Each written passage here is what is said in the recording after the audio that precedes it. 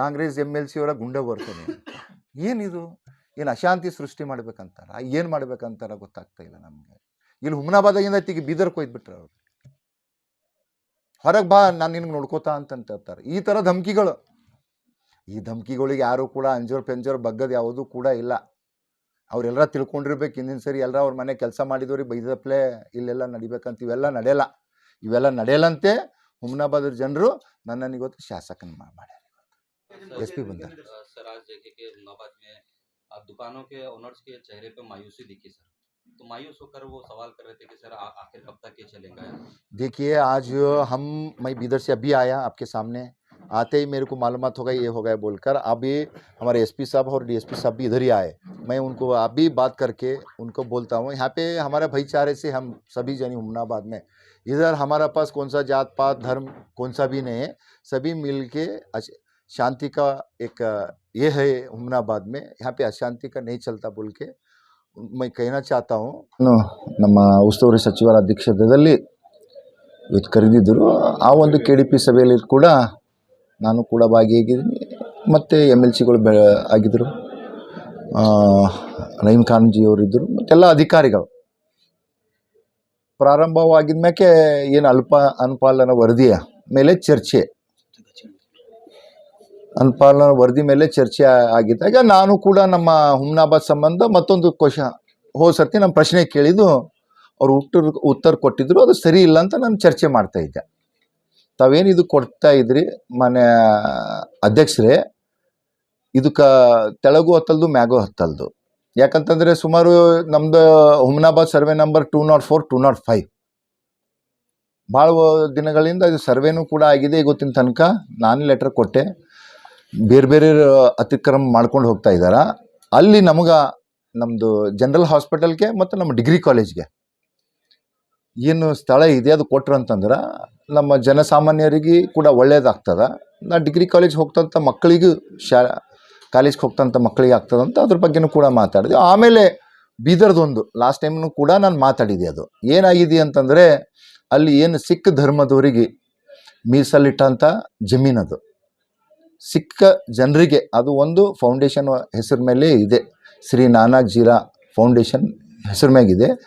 ಅಲ್ಲಿನ ಜನರು ನನಗೆ ಹೇಳಿದರು, ಈ ಥರ ಇದು ಆಗ್ತಾ ಇದೆ, ನಮಗೆಲ್ಲ ಅನ್ಯಾಯ ಆಗಿ ಅಲ್ಲಿ ಪ್ಲಾಟ್ ಹಾಕಿ ಯಾರ್ಯಾರು ಮಾರ್ಕೊಂಡು ಹೋಗ್ತಾ ಇದ್ದಾರೆ. ಅದ್ರ ಬಗ್ಗೆ ನನ್ನ ಪ್ರಶ್ನೆ ಅದೇ ನಮಗೆ ಸ್ವಾಭಾವಿಕ ಇದೆ. ನಾವು ಇವತ್ತು ಶಾಸಕರಿದ್ದೇವೆ, MLCಗಳಿದ್ದಾರೆ, ಮಂತ್ರಿಗಳು ಎಲ್ಲರೂ ಕೂಡ ಜನರಿಗೆ ಎಲ್ಲಿ ಅನ್ಯಾಯ ಆಗ್ತಾ ಇದೆ ಅದ್ರ ವಿರುದ್ಧವಾಗಿ ನಾವು ದನಿ ಎತ್ತಂಥ ಕೆಲಸ ಆಗಬೇಕಂತ ಅದ್ರ ಬಗ್ಗೆ ನಮ್ಮ ಮಾತಾಡ್ತಾ ಇದ್ದೆ.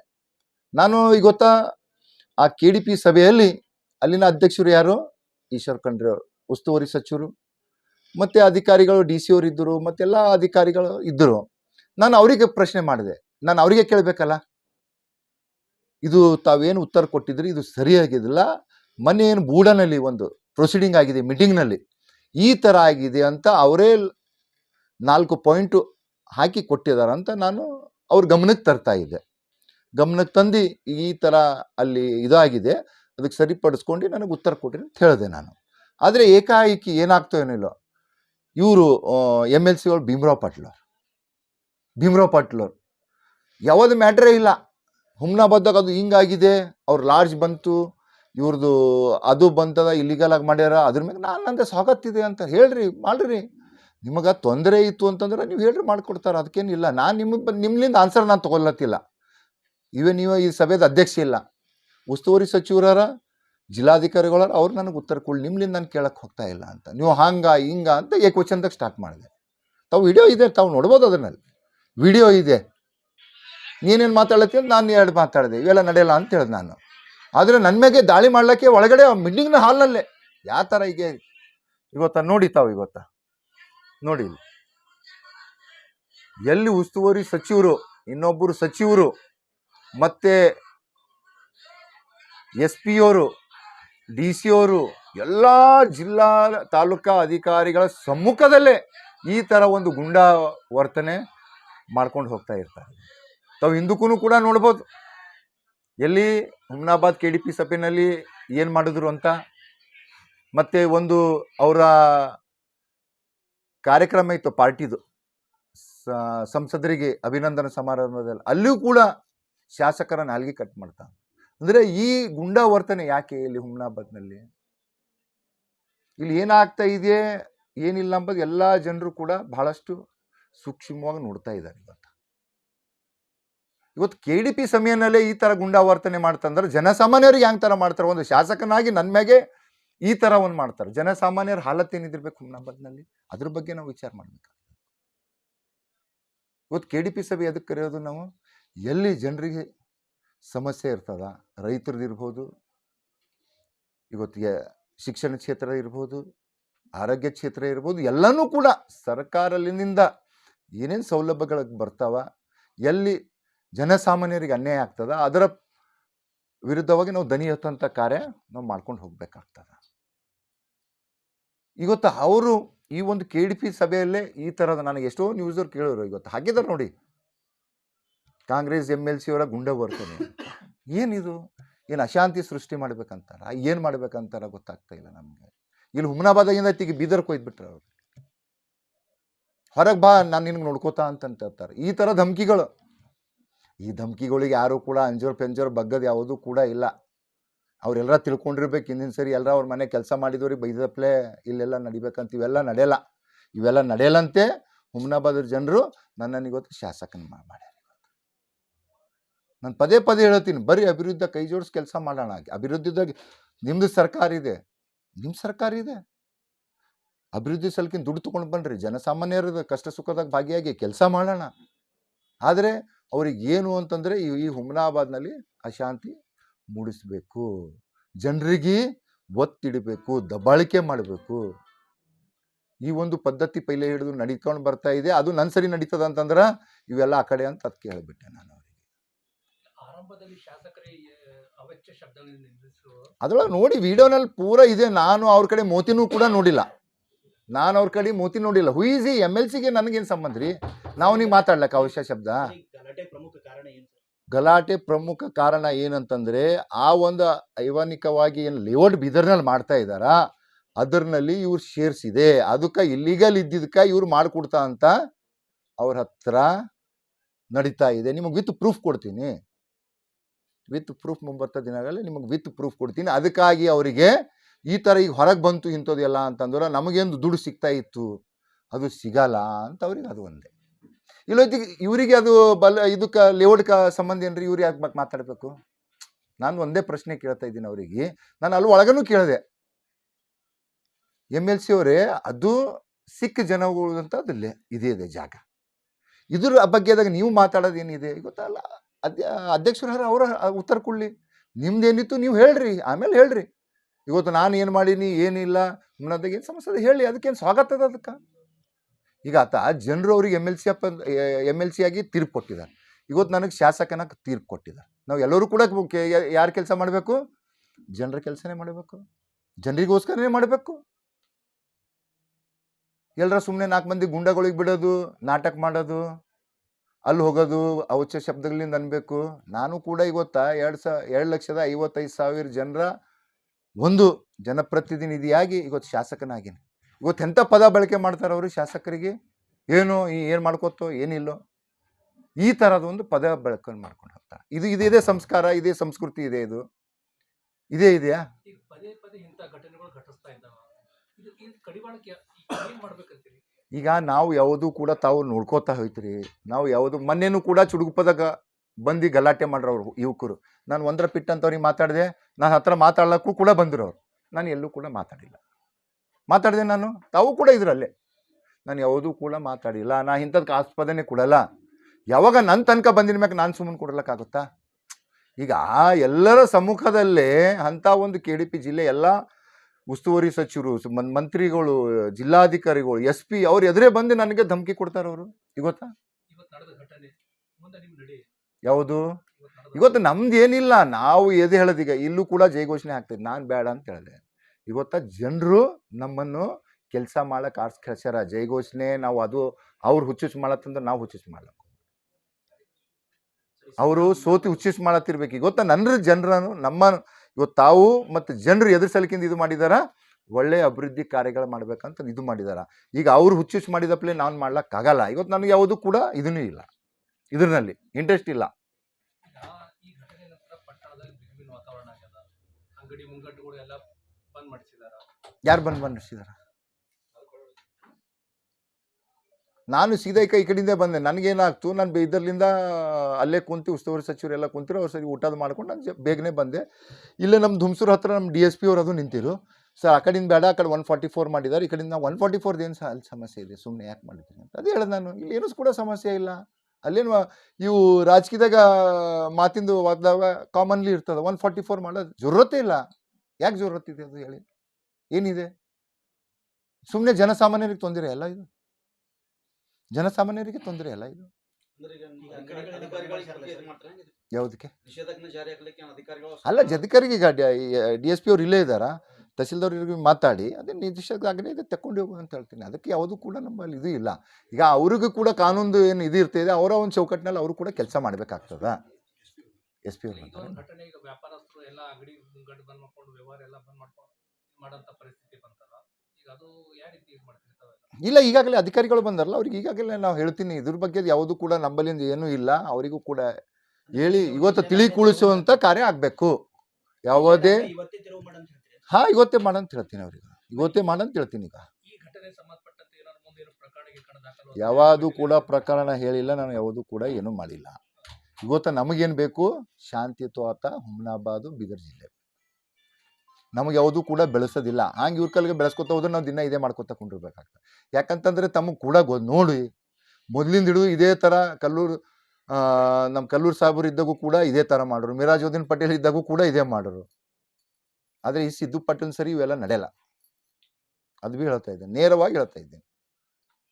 ಗೊತ್ತಾಗ್ತಲ್ಲ, ನಾವು ಶಾಂತಿ ಪ್ರಿಯರು. ಶಾಂತಿಲಿಂದ ಏಟು ಮಾಡಿದ್ರೆ ನಾವು ಶಾಂತಿಗಳು ಒಳ್ಳೇದು. ಹಲ್ಲೆ ಮಾಡ್ಲಕ್ಕೆ ಬಂದಿರೋ ವಿಡಿಯೋನೇ ಇದೆ ನೋಡಿ. ಅಲ್ಲಿ ಹಲ್ಲೆ ಮಾಡಿಲ್ಲ, ಹಲ್ಲೆ ಮಾಡ್ಲಕ್ಕೆ ಬಂದಿರೋ ಅವ್ರು ಎದ್ದು ಕುರ್ಚಿ ಮ್ಯಾಗಿಂದ ಈ ಕಡೆ.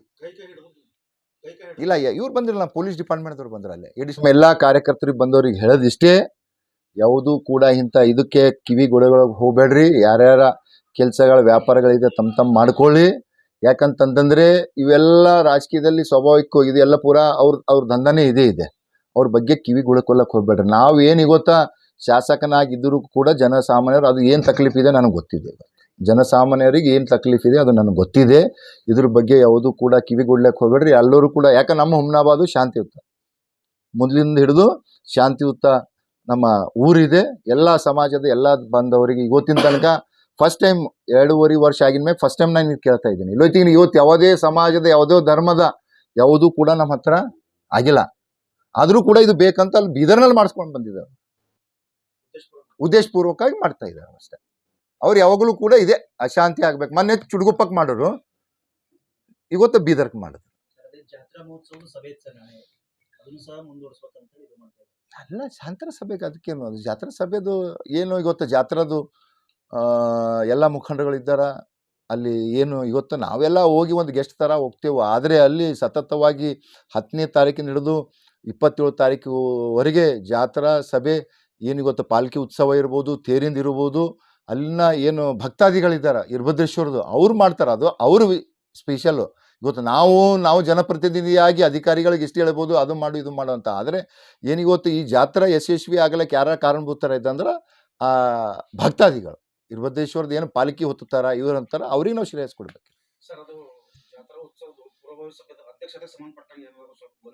ಈಗ ನೋಡಿ ಅಲ್ಲಿ ಕೂಡ ಈಗ ಕೇಳಿ, ಅದನ್ನು ಕೂಡ ಹೇಳ್ತೀನಿ ನಿಮಗೆ. ಮೊನ್ನೆ ಕೂಡ ಏನು ನಮ್ಮ ಆಡಳಿತ ಅಧಿಕಾರಿಗಳು ಹಳೆಯವರು ನಮ್ಮ ಮುಕುಲ್ ಜೈನ್ ಸರ್ ಇದ್ದರು. ಆ ಒಂದು ಸಮಯದಲ್ಲಿ ಅವ್ರಿಗೆ ಗೊಂದಲಿದ್ದಾಗ ಕಮಿಷನರ್ಗೆ ಒಂದು ಲೆಟರ್ ಹಾಕಿದ್ದಾರೆ. ಏನಂತಂದರೆ ನಮಗೆ ಈ ಥರ ಗೊಂದಲ ಆಗ್ತಾ ಇದೆ, ಯಾರ ಅಧ್ಯಕ್ಷತೆಗೆ ಮಾಡಬೇಕಂದ್ರೆ ಅವರು ನೀವು ಮೊದಲಿಂದ ಹಿಡಿದು ಯಾರ ಅಧ್ಯಕ್ಷತೆ ಮಾಡ್ತೀರಿ, ಶಾಸಕರ ಅಧ್ಯಕ್ಷತೆಗೆ ಎಲ್ಲನೂ ಕೂಡ ಮಾಡಬೇಕಂತ ಅವರು ಆರ್ಡ್ರೇ ಮಾಡ್ಯಾರ. ಮತ್ತೆ ಹೋಗಿ ಇವ್ರೇನು ಮಾಡ್ತಾರೆ, ಇಬ್ಬರು MLCಗಳು ಅದಕ್ಕೆ ತಿರುಚಿ ಇದು ಹಿಂಗೆ ಹೆಂಗಾಗ್ತದೆ, ಅವ್ರಿಗೆ ಯಾಕೆ ಕೊಡ್ತೀರಿ, ಹಿಂದಕ್ಕೆ ಯಾರು ಅಧ್ಯಕ್ಷತೆದಾಗ ಆಗಿದೆ ತಮಗೆ ಗೊತ್ತಿದೆಯಲ್ಲ. ನಾನು MLA ಅಂತ ಪೈಲೆ ಯಾರ ಅಧ್ಯಕ್ಷತೆದಾಗ ಜಾತ್ರಾ ಮಹೋತ್ಸವ ಆಗ್ತಾ ಇತ್ತು, ಯಾರ್ದು ಅಧ್ಯಕ್ಷತೆ ಆಯ್ತು ತಮಗೂ ಕೂಡ ಗೊತ್ತಿದೆಯಲ್ಲ. ಈಗ ಅವ್ರಿಗೆ ಏನಿಲ್ಲ, ಹುಮ್ನಾಬಾದ್ನಲ್ಲಿ ಅಶಾಂತಿ ಇರಬೇಕು. ಆ ಗುಡಿನಲ್ಲೂ ಕೂಡ ಇದೆ, ಇನ್ನು ತೆಗಿತೀನಿ ಆ ಗುಡಿದು ಏನೇನಿದೆ ಅಂತ ನಾನು ನಿಮಗೆಲ್ಲ ಕೊಡ್ತೀನಿ ಡಿಟೇಲ್ ಆಗಿ. ಆ ಗುಡಿದು ವೀರಭದ್ರೇಶ್ವರ ಕಲ್ಯಾಣ ಮಂಟಪದಿಂದ ಏನಾಗ್ತು, ಅಲ್ಲಿಂದ ದುಡ್ಡು ಎಲ್ಲಿಗೆ ಹೋಗ್ತು, ಎಲ್ಲಿಂದ ದುಡ್ಡು ಎಲ್ಲಿಗೆ ಬರ್ತಾ ಇದೆ ಅಂತ ಅದೆಲ್ಲನೂ ಕೂಡ ಇದೆ. ಯಾವುದು ಈಗ ಏನಾಗಿದೆ, ನಿನ್ನೆ ನನಗೆ AC ಅವರು ಇದು ಕೊಟ್ಟಿದ್ದಾರೆ, ಎ ಸಿ ಅವ್ರ ಅಧ್ಯಕ್ಷತೆದಾಗ ಮಾಡ್ಬೇಕಂತ. ಈಗ ನೋಡಿ ನಾವು ಒಂದು ಆ ವೀರಭದ್ರೇಶ್ವರನ ಒಂದು ಅಲ್ಲಿ ಯಾವುದೇ ರಾಜಕೀಯ ಮಾಡೋದು ನಮಗೆ ಪ್ರಶ್ನೆ ಇಲ್ಲ.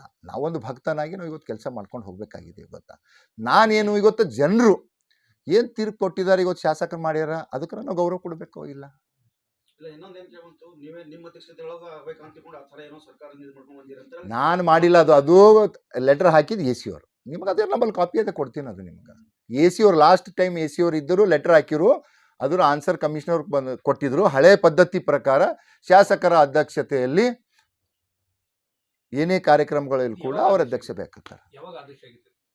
ಇದು ಮೋಸ್ಟ್ಲಿ ಜುಲೈದಾಗ ಏನಾಗಿದೆ, ಜುಲೈ ತಿಂಗಳು. ಜುಲೈ ತಿರಂಗಲ್ಲ. ಅದೊಂದು ಕಾಪಿ ಬಿ ಕೊಡ್ತಾರೆ. ಏನು ಮಾಡ್ತಾರೆ, ಅದು ತಿರುಚಿ ಮತ್ತೆ ಅಂದ್ರೆ ಹ್ಯಾಂಗೆ ಅವ್ರ ಮೆಂಟಾಲಿಟಿ ಅಂತಂತಂದ್ರೆ ಹಾಳು ಮಾಡೋದು ಮೆಂಟಾಲಿಟಿನೇ ಅವ್ರದ್ದು ಅಷ್ಟು ಮಂದಿ. ಅದು ಬಿಟ್ಟು ಏನಿಲ್ಲ. ನಿಮಗೆಲ್ಲರಿಗೂ ಗೊತ್ತಿದೆ. ಅದು ಸಾಮಾನ್ಯ ಜನರು, ಕೂಲಿ ಕಾರ್ಮಿಕರಿಗೂ ಕೂಡ ಗೊತ್ತಾಗ್ತಿದೆ. ಇವ್ರು ಹಾಳು ಮಾಡ್ಲಕ್ಕಾರ ಶಾಸಕರು ಏನೋ ಒಳ್ಳೇದು ಮಾಡಬೇಕು, ಇವ್ರು ಹಾಳು ಮಾಡಬೇಕು ಅಂತ. ಈ ಘಟನೆ ಜಾತ್ರೆಗೆ ಏನಾದ್ರು ಪ್ರಭಾವ ಬೀಳುತ್ತಾ? ಏನು ಯಾವುದು ಪ್ರಭಾವ ಇಲ್ಲ, ಏನು ಕೂಡ ಇಲ್ಲ. ಜಾತ್ರಾ ಯಶಸ್ವಿಗಾಗಿ ಹಗಲು ಎಲ್ಲರೂ ಕೂಡ ದುಡಿದು ಆ ವೀರಭದ್ರೇಶ್ವರನ ಆಶೀರ್ವಾದ ಅಂತ ಇವತ್ತು ಎಲ್ಲರೂ ಕೂಡ ಇದ್ದೇವೆ. ಅಲ್ಲಿ ಅವರ ಮಾಡಿದವ ಯಾರು ಕೂಡ ಬದುಕಿಲ್ಲ, ಅವನಿಗೆ ಒಳ್ಳೇದು ಕೂಡ ಆಗಲ್ಲ. ಅಲ್ಲಿ ಯಾವ ಕಪ್ಪುಟ್ಟು ಇಟ್ಕೋತಾನೆ ಅವನಿಗೆ ಒಳ್ಳೇದಾಗಲ್ಲ. सर आज अध्यक्षते ಬಗ್ಗೆ ನಿಮ್ಮ SP ಬಗ್ಗೆ बंदा। ಏನಿದೆ ಸರ್? सर आज देखे कि हुमनाबाद में दुकानों के ओनर्स के चेहरे पे मायूसी दिखी सर। तो मायूस होकर वो सवाल कर रहे थे कि सर आखिर कब तक ये चलेगा? देखिए आज मैं बीदर से अभी आया आपके सामने, आते ही मेरे को मालूमात हो गई ये हो गया बोलकर। अभी हमारे SP साहब और DSP साहब भी इधर ही आए। मैं उनको अभी बात करके उनको बोलता हूँ, यहाँ पे हमारे भाईचारे से हम सभी जनी हुमनाबाद में, इधर हमारा पास कौन सा जात पात धर्म कौन सा भी नहीं है, सभी मिल के शांति का एक ये है हुमनाबाद में, यहाँ पे अशांति का नहीं चलता बोल के मैं कहना चाहता हूँ। और इसमें क्यों बोले तो वो KDP हुए सो बीदर में, वहाँ पे अभी क्या हो गया छोड़ बोलकर उन्होंने भी बोल दिया, हम भी बोल रहे कुछ भी बात नहीं है उसमें। डेवलपमेंट के इसमें थोड़ा बहुत कम कुछ ज़्यादा होता, मगर ये 144 करने का यही नहीं है। मगर भी वो ऑफिसर्स कल के दिन क्या भी ये नहीं होना बोल के उनका एक इससे वो लोग काम करे समझा। दशहरा और दीपावली फेस्टिवल के लिए SS Para wedding mall Gandhi Chowk Chudkuppa में मिलेंगे special Kanchivaram, Dharmavaram, Mysore crepe silk sarees, Raymond Aditya Birla सेलिनो suitings, coat suit, sherwani, blazer, kurta pyjama, coat set, fancy dress के अलावा बच्चों से लेकर बड़ों तक के 3 रुपया कैप से लेकर 35,000 की साड़ी तक के हर वो आइटम सिर्फ चुड़ुप्पा ही नहीं, हुमनाबाद के बस स्टैंड के बाजू SS पारा शॉपिंग मॉल में भी मिलेंगे।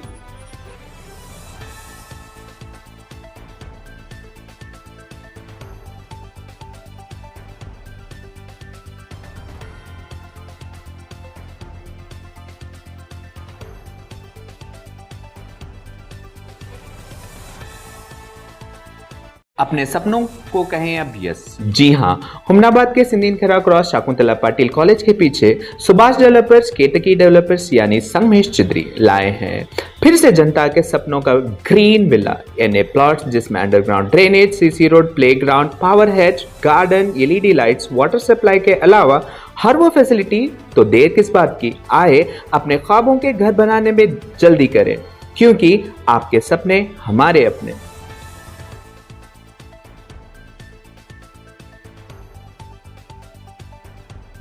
हुमनाबाद बस स्टैंड के अपोजिट 7 स्टार होटल के बाजू साइड बेंगलुरु बेकरी में स्पेशल क्रिसमस और न्यू ईयर के लिए ऑफर रखा गया है, जिसमें 1 kg केक अभी 500 में नहीं बल्कि सिर्फ 400 रुपीज़ में मिलेगा।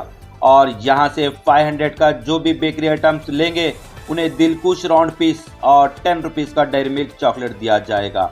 और यहाँ स्पेशल मिलेंगे pizza, burger, paneer, sandwich, cake, माया केक, रवे का तोश के अलावा सभी बेकरी आइटम। तो एक बार विजिट करना ना भूलें। और यह ऑफर सिर्फ इंडियन न्यूज़ जनता की आवाज़ देखकर जाने वालों के लिए रखा गया है।